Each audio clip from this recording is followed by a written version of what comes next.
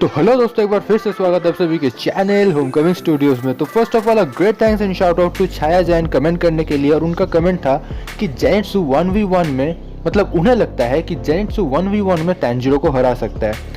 तो ये कमेंट पढ़ने के बाद मुझे भी थोड़ा क्यूरियोसिटी हुआ, क्योंकि ऑलरेडी मैंने टैंजिरो वर्सेस जेनित्सु का जो वीडियो बैटल अगर हुआ तो कौन जीतेगा वो मैंने ऑलरेडी बनाया हुआ है। डिस्क्रिप्शन में लिंक है, वहाँ पर जाके आप जरूर देखना। पर फिर भी बनाने के बाद मुझे लगा कि सच में क्या ऐसा हो सकता है कि जेनित्सु टैंजिरो को हरा सकता है 1v1 में।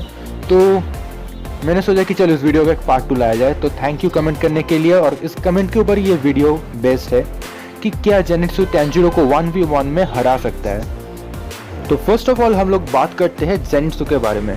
तो जेनित्सु ओगात्सुमा एक ऐसा कैरेक्टर है जो हमेशा रोता रहता है, हमेशा चिल्लाता रहता है, और सबसे बड़ी बात वो हमेशा डीमन से डरता है, हालांकि वो खुद एक डीमन स्लेयर है।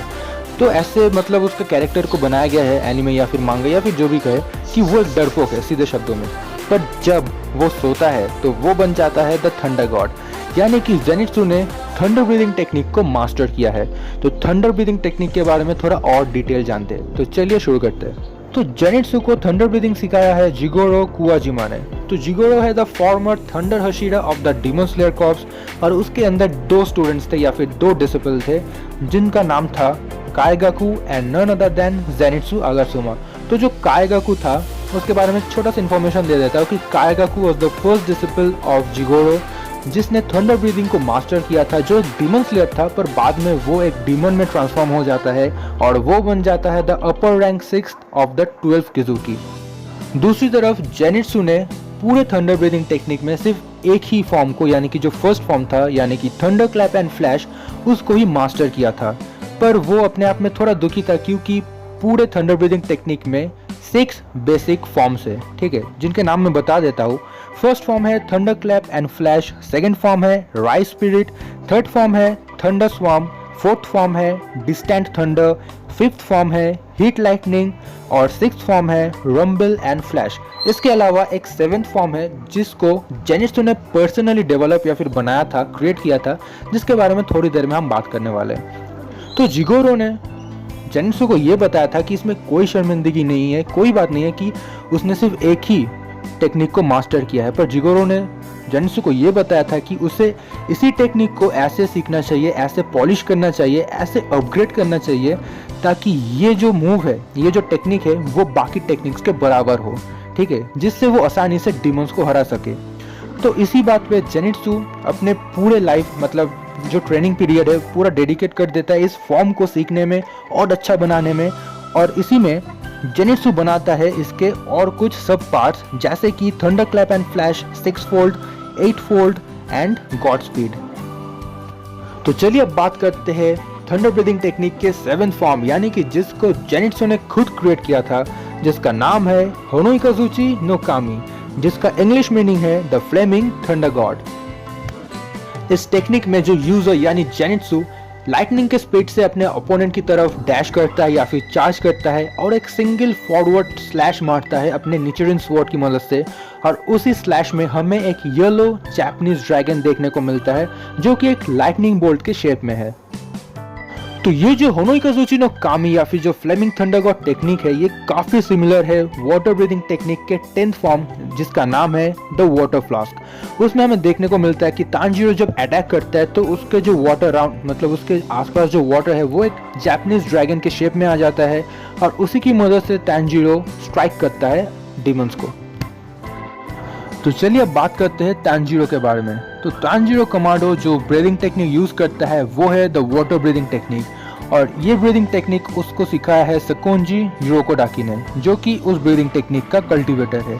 तो कल्टीवेटर उन्हें कहा जाता है जो अपने ब्रीदिंग टेक्निक्स को अपने डिसिपल या फिर अपने स्टूडेंट्स को सिखाता है। जैसे कि थंडर ब्रीदिंग का कल्टीवेटर था जिगोरो, वैसे ही वाटर ब्रीदिंग टेक्निक का कल्टीवेटर है सकोंजी युरोकोडाकी।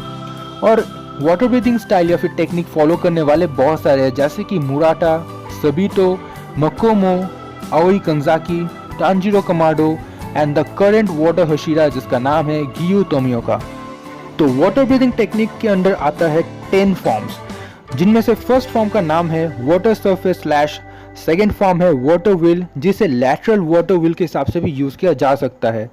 थर्ड फॉर्म है फ्लोइंग डांस, फोर्थ फॉर्म है स्ट्राइकिंग टाइड, फिफ्थ फॉर्म है blessed rain after the drought, sixth form है व्हर्लपूल, सेवेंथ फॉर्म है drop ripple thrust, eighth form है वाटरफॉल बेसिन, नाइन्थ फॉर्म है splashing water flow या फिर turbulent, tenth form है constant flux. और इसके अलावा एक और फॉर्म है जिसका मतलब जो 11th फॉर्म है वाटर ब्रीदिंग टेक्निक का, वो मैं थोड़ी देर में आता हूँ। पर तांजीरो ये देख के हैरान होता है कि वाटर ब्रीदिंग टेक्निक का एक 11th फॉर्म है जिसका नाम है द डेड काम, जिसको खुद क्रिएट किया था none other than the current water Hashira Giyu Tomioka ने। और इसी फॉर्म को यूज करके उसने 12 किजुकी के मेंबर रूही, जो कि एक स्पाइडर डीमन है, उसको हराया था तांजीरो के सामने। तो अब आते हैं कंक्लूजन में आने से पहले जो सीक्रेट वेपन जिसके बारे में मैं बात कर रहा था तांजीरो के पास है, वो है हिनोकामी कगुरा। तो हिनोकामी कगुरा एक ऐसा ब्रीदिंग टेक्निक है जो सारी ब्रीदिंग टेक्निक से पहले आता है, ठीक है। जो मतलब फ्लेम ब्रीदिंग है, वाटर ब्रीदिंग है, थंडर ब्रीदिंग है, स्टोन ब्रीदिंग, मतलब इन सारी ब्रीदिंग फॉर्म्स में सबसे पहले जो फॉर्म है फर्स्ट पोजीशन पे, वो है हिनोकामी कगुरा, या फिर जिसे एक और नाम से कहा जाता है जो कि है द सन ब्रीदिंग टेक्निक। तो ये जो टेक्निक है इसे सिर्फ कमाडो फैमिली ही परफॉर्म कर सकता है या फिर सिखा सकता है। तो ये द फर्स्ट फॉर्म। तो ये सीक्रेट वेपन तांजीरो के पास है और ऊपर से जेनित्सु के पास है अपना क्रिएट किया हुआ नया 7th form of thunder breathing, जो कि है द फ्लेमिंग थंडर गॉड। तो इन दोनों में अगर इन दोनों टेक्निक्स को लेकर फाइट हुआ तो मेरे ख्याल से fight will be draw. But अगर मेरा जो पहला ओपिनियन है वो है, अगर जेनित्सु तांजीरो के ऊपर जागे हुए स्टेट में अटैक करे तो क्लियर कट आंसर कि Tanjiro will be the winner, क्योंकि तांजीरो बहुत ही ज़्यादा इंटेलिजेंट है। वो अपने ओपोनेंट के अटैक्स को पढ़ सकता है और उसी तरीके से अपने आप को एंटिसिपेट कर सकता है, या फिर उस अटैक्स को ब्लॉक कर सकता है, या फिर अपने तरीके से अटैक कर सकता है वाटर ब्रीदिंग स्टाइल्स को यूज़ करके। मतलब वो काफ़ी ज़्यादा इनोवेटिव है, ठीक है। ऊपर से तांजीरो के अंदर एक आग है, कभी ना ख़त्म होने वाला एक आग है जो किसी के सामने नहीं बुझेगा, या फिर वो किसी के सामने गिव अप नहीं करेगा, चाहे वो हशीरा हो, चाहे वो अपर रैंक डीमन हो, या फिर चाहे वो डीमन किंग मुजानी क्यों ना हो। वो फायर इसीलिए है क्योंकि तांजीरो ने अपने सामने पूरे फैमिली को खोया था, मतलब एक डीमन ने उसके पूरे फैमिली को मार दिया था, और उसकी जो बहन है नेजुको, वो एक हाफ डीमन में ऑलरेडी कन्वर्ट हो चुकी थी। तो नेजुको को एक फुल्ली ह्यूमन फिर से बनाने के लिए वो निकल पड़ा था to find the demon king Muzan. तो इसीलिए उसके अंदर एक आग है, जब तक वो मुजान को नहीं हरा देता उसे कोई नहीं हरा सकता। मतलब ऐसा एक कैरेक्टर हम कह सकते हैं तांजीरो को। ऊपर से जेनित्सु का हम देखें तो जेनित्सु बहुत ही ज़्यादा डरपोक है जागे हुए सिचुएशन में, नोट, हाँ, बहुत ज़्यादा डरपोक है, चिल्लाता रहता है, रोता रहता है, डीमन से डरता है, अपने प्रॉब्लम से भागने की कोशिश करता है, पर फिर भी उसे ऐसे कई सिचुएशन स्ट्राइक करता है जिसमें वो सो जाता है और अपने थंडर ब्रीदिंग को वो यूज़ करता है। तो अगर वो थंडर ब्रीदिंग को यूज़ करे, चाहे वो तांजीरो क्यों ना हो या फिर कोई अपर रैंक डीमन हो, जेनित्सु को हराना बहुत ही मुश्किल है, क्योंकि आप ऐसे ओपोनेंट के साथ डील कर रहे हैं जिसे आप देख ही नहीं सकते। सिर्फ देख ही नहीं सकते, यही नहीं कहूँगा, देख नहीं सकते, ऊपर से वो आपके ऊपर अटैक भी करेगा, जो कि है थंडर ब्रीदिंग टेक्निक का असली जो मज़ा या फिर जो कहे वो इसी में है, या फिर एडवांटेज जो कहे वो इसी में है। तो क्लियर कट आंसर नंबर 1 मेरा ओपिनियन 1v1 में अगर तांजीरो जेनित्सु के साथ जागे हुए सिचुएशन में, जागे हुए स्टेट में फाइट करे तो Tanjiro will be the clear cut winner.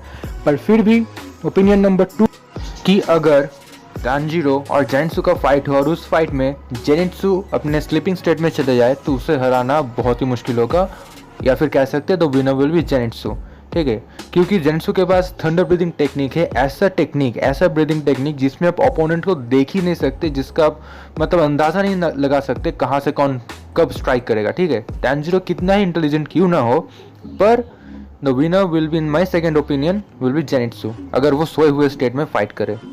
तो होप आपसे जो वीडियो अच्छा लगा तो like, comment, share and subscribe जरूर करना, और ऐसे मैं कमाल के वीडियोस लाते जाऊंगा और मुझे कमेंट्स करते जाना। और मैं सोच रहा हूँ इंडिविजुअली जो डीमन स्लेयर के मतलब पार्ट्स या फिर जो कैरेक्टर्स है उनके स्वॉर्ड्स या फिर निशिरिन स्वॉर्ड्स या फिर डीमंस या फिर ब्रीदिंग टेक्निक्स, ठीक है, हशीरा जो पिलर्स है उनके ऊपर मैं एक अलग से वीडियो बनाऊंगा इंडिविजुअली, एक के बाद एक।